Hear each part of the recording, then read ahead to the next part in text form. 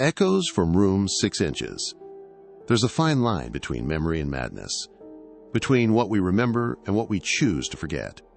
My name is Dr. Emory Kellis, former psychiatrist at the Blackridge Institute for the Mentally Disturbed, a private facility hidden deep in the Oregon mountains. It was built in 1923 and decommissioned in 1984 after a scandal buried it in silence. But not everyone left when the doors closed. And not everything inside was human. This is my story, or what I can remember of it. Some nights I wonder if I'm inventing all of this from the quiet corners of a padded room. But then I hear her voice again, whispering from behind the walls. Don't forget, room 6. In 1983, I was hired as the youngest staff psychiatrist at Blackridge Institute. It was a strange place. The halls were too narrow. The lights buzzed like insects. Patients stared at empty walls, whispering things I didn't understand. I was assigned to the East Ward, long-term residents. Chronic schizophrenia, dissociative identity, catatonia, most had been institutionalized for decades. But then patient 6 arrived. No transfer papers, no admitting physician, no past. She simply appeared, one rainy afternoon, sitting on the bed in room 6, wearing a hospital gown and staring at the ceiling. Her file was empty, except for one word written in black marker. Devora. I was told to interview her daily. At first, she didn't speak. She just watched me with dark, unblinking eyes. Until one session she leaned forward and whispered, "You're not supposed to be here yet." "Yet?" I asked. She smiled, not with her lips, but her teeth, too many of them. From that day on, every time I visited her, something changed. The room would be colder, the walls wet with condensation. She began drawing symbols in her notebook, circles within circles, eyes crossed out, hands missing fingers. She told me things about my childhood I'd never told anyone. And then she said it. "We were here before you. You were one of us."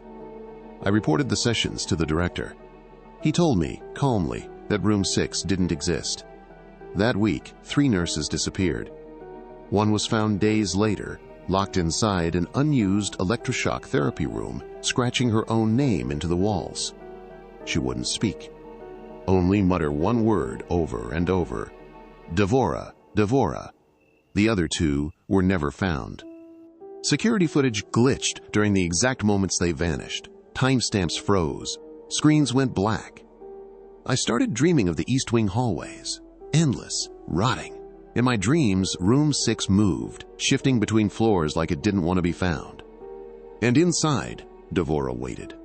I broke into the hospital archives. Torn files, burned records, handwritten notes in Latin. I discovered that Blackridge had been built on top of a sect asylum from the 1800s, a place run by a cult of doctors obsessed with extracting madness. They believed mental illness wasn't a sickness, but a doorway.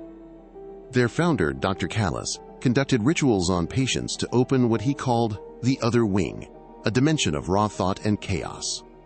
Devora, according to a single surviving note, was one of the ones who returned. She had no pulse when admitted in 1862, but she woke up. I started seeing things. Devora outside my room, Devora in reflections that didn't match my movements. One night, I awoke inside the hospital. No shoes, no memory of getting there. I was in the East Wing. The hallway stretched on forever. Room 6 glowed faintly at the end, not with light, but with sound.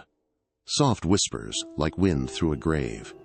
Inside, Devora stood in the corner. Her skin was paper pale, her eyes black and endless. "Ready to remember?" she asked. And then she showed me, not with words, but with memory. Mine. I saw myself years ago admitting Devora. I wasn't her doctor. I was the one who brought her here. I was part of the ritual. I was one of them. Reality began to unravel. The walls melted like wax, the hospital distorted, folding in on itself. I heard patients chanting in tongues I didn't recognize. The staff began to vanish, pulled into corners that shouldn't exist. Time skipped, clocks rewound. And through it all, Devora was everywhere, multiplying, splitting, watching. The only way to end it was to burn the source. Room 6. But as I approached it with fire in hand, she whispered from behind the door, You can't burn what's already in you.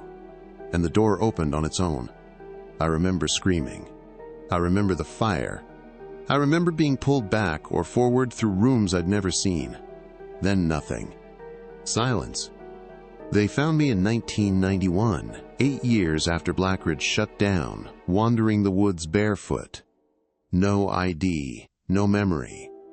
When they brought me to a clinic, I told them who I was, showed them my credentials. The record said Dr. Emory Kellis died in the fire.